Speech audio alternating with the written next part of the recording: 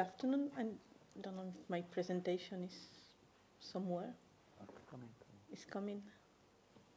So well, from Oxfam and from other NGOs, our vision of BEPS was slightly positive at the beginning. We thought it was a great opportunity, and at least for the first time recognizing the dimension of the problem and the systemic proportion also of the practices. And step by step, we've been very disappointed by the solutions they've been on the table, especially on the impact for developing countries. So I'm going to go directly for the impact in developing countries, and I'll show also the analysis we've been doing in Spain because of the impact in Spain, but also because of the impact of the largest companies in Latin America, where they are heavy in investors. And then I will go for our proposal and campaign, which part of it is the CRICT expert panel. So for us, one of the problems with developing countries is that this process is not really fitting with the timeline. So the capacity those developing countries have to input in the process is completely absurd. First, developing countries are not part of the discussion on equal footing. Second, they have been just invited from time to time to submit recommendations, but they are very, as Christian was saying, they are not really present on those consultations. We made a similar analysis on the country-by-country reporting submission, and we found out that 90% almost of the submissions were made by the private sector. There was no submission from developing country, and most of those submissions from the private sector from the business sector was obviously against country-by-country reporting, which we can imagine that's why the outcome is as it is at this moment. So part of the way the OECD was in the way the OECD was trying to sort out with the lack of participation of developing countries is by inviting some countries, some developing countries, to be part of the CFA, of the Committee of Fiscal Affairs. But those countries have just joined the OECD, the Committee of Fiscal Affairs, in an effective way, December, January this year. So that means those countries will be only at half of the process. They will have no capacity to input on the agenda. They have if decisions, at this moment was said, are made by consensus, we can imagine that a country like Senegal, for example, who's now one of those invitees, will feel difficult to be in front of the US and try to convince the US that the process is not in the interest and they have to be moving the floor to something more in the interest of Senegal. So, okay, they are there, but their capacity to influence the process is very limited. The second way has been the regional consultation. Sol has been also, because he's everywhere, he's been in Ankara 2 weeks ago. In one of those consultations, most of the time it's more sharing information than really consultation. Last year, the impact we have was extremely limited. There is no accountability on those regional consultations. We don't know how the outcome of those countries will be incorporated in BEPS, and sometimes just the OECD is acknowledging those problems, but not finding a way to incorporate the needs or the remarks or the consent, the concerns expressed by those countries into BEPS. The second barrier is language and financial resources and human resources constraints to participate in this process. So it's extremely challenging for those countries to be participating on a day-to-day on those thousands of pages of documents at very technical level, and sometimes very new legislation for them. So and it's not most of the time on their native language, so it's extremely difficult for them to participate. And one last concern is that on this process of consultation, this morning was also mentioned this multilateral instrument agreement or whatever it is as the final way to put together this and implement those new solutions for countries. Once again, this multilateral agreement instrument or whatever it is going to be shared only with countries once the decisions are initially made by the group of countries that are making the decisions. So we can expect again that the outcome will not be in their interest. So we can see that very limited capacity, very limited space for consultation and for effective participation. Very few countries participating, but not with enough capacity of influence. We're always talking about consultation, but it's more sharing information than real consultation, with no accountability really on the process, or very few accountability. And the final product, that is this multilateral instrument, is going to be decided first, and then with the capacity for countries to contribute. So I'm just going to show you, because it was very interesting what you were mentioning. We produced this paper, as Pierre was saying, on fiscal justice in Latin America. And we found that one of the problems in Latin America is a very limited capacity in collecting taxes, and one of the problems is because of tax dodging. So because Spain is Spanish companies are very much linked with investment in Latin America, we wanted to see what's the links and what is happening with the Spanish largest company, if there is really some kind of impact by BEPS, or if they are changing the business model or not. The answer is no. So first we were looking at what happened in Spain. From 2007 to 2014, so from the beginning to the crisis to now, Spanish government says we are out of the crisis, but well. The only tax that has not had the capacity to recover the tax collection is the corporate income tax. Personal income tax, consumption taxes, and all the other taxes has had the capacity to be at the same level previous to the crisis. On corporate income tax, we are at minus 56%. Well, it's not a surprise that Spain has a budget problem at this moment. We then try to understand who is contributing more to this corporate income tax.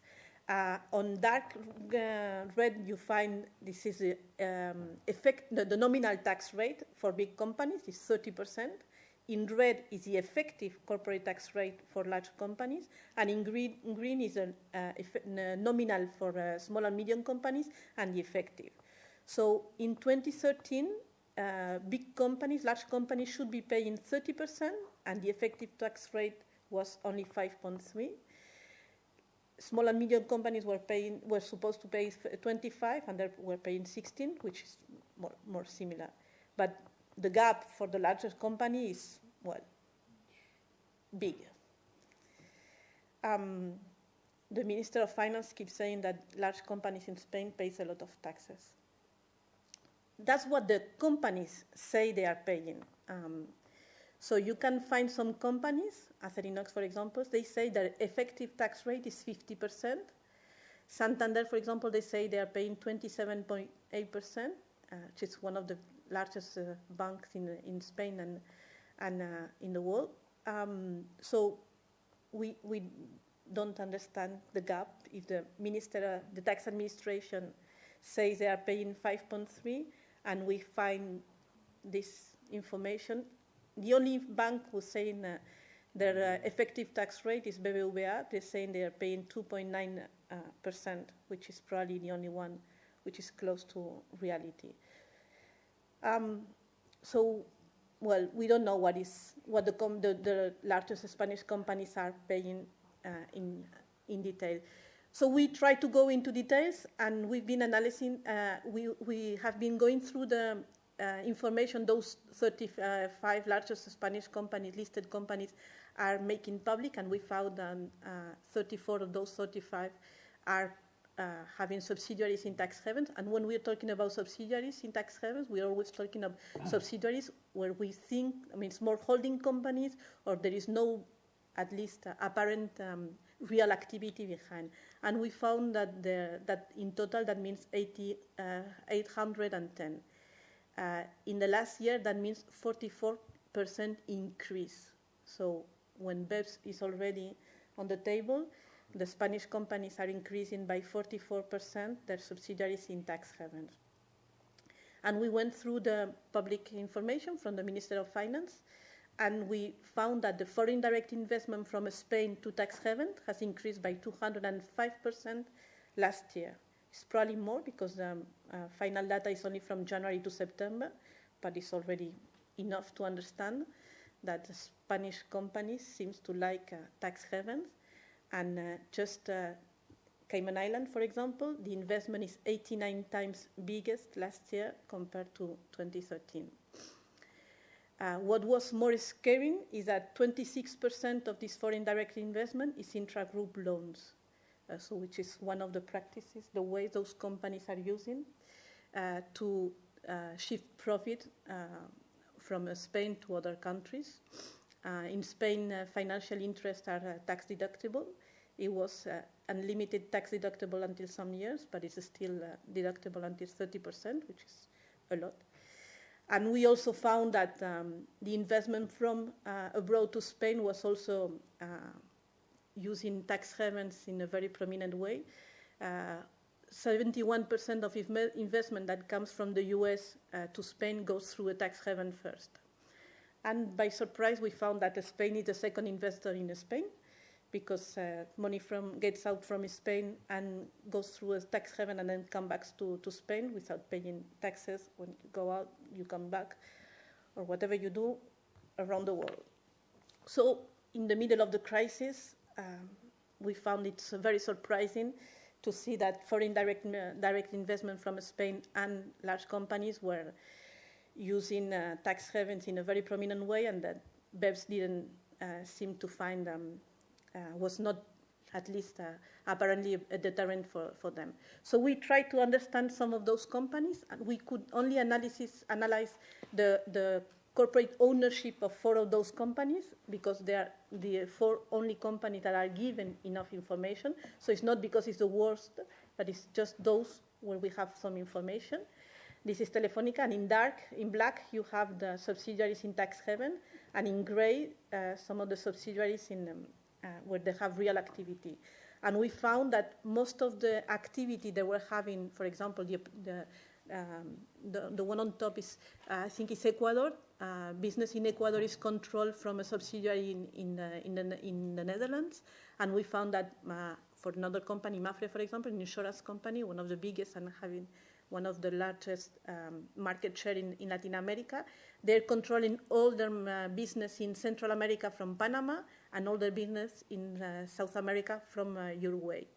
So it's, as Nadia was saying this morning, it's a business model, in fact. I mean, it's going to be difficult to change this. This is Abengoa. It's just one company investing in renewable energy. Those are only subsidiaries in Delaware. They have 7 levels of subsidiaries in Delaware in the same address before they start any kind of real activity. Well, this is Abengoa model of business. Well, we cannot say that's simplified. I'm sure that. Yes, I mean it's not all these are not all the companies, because one thing is important: those companies are not listing all the subsidiaries they have; they are just listing the most significant companies. We found that on top of the ranking you find Santander, one of those banks. They have 182 subsidiaries in tax havens, and just on the subsidiaries they are making public. We don't know. I mean, I think we can find more. I don't think we can find less. But it's difficult. I mean, this is this year. I mean, this is public information from last year. So that's, I don't think from last year to this year they've changed. And I cannot understand how those companies are going to change their business model next year. So we find difficult. I mean, our perception is that if foreign direct investment is increasing in tax haven and the business model is significantly going through tax haven, I don't know what BEPS is going to change. So we tried to understand also what was the commitment to transparency for those companies. Just to understand, red is the non-fulfillment fulfillment of transparency indicators, well, you have all the methodology if you want, I can share with you. But none of those companies are disclosing on country-by-country reporting basis. There is just one company that has some information, but the rest of the companies, there is no public commitment to responsible tax behavior. So, I mean, it's clear that BEPS is not, I mean, even if they complain a lot from the business, it doesn't seem they're still changing their business model. And so we need to go much beyond what we are doing at this moment. So we have, in one hand, not enough impact and a model of a process that is not taking into consideration developing countries, and another way we have the business that is not changing the business model.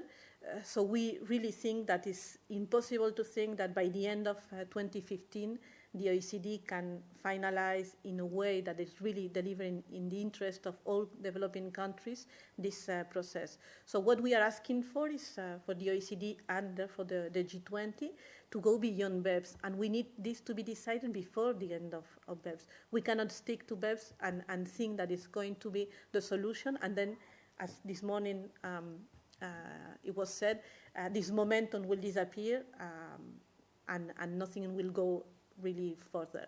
So we really want something beyond BEPS to take place, and that's why we are calling for the World Tax Summit.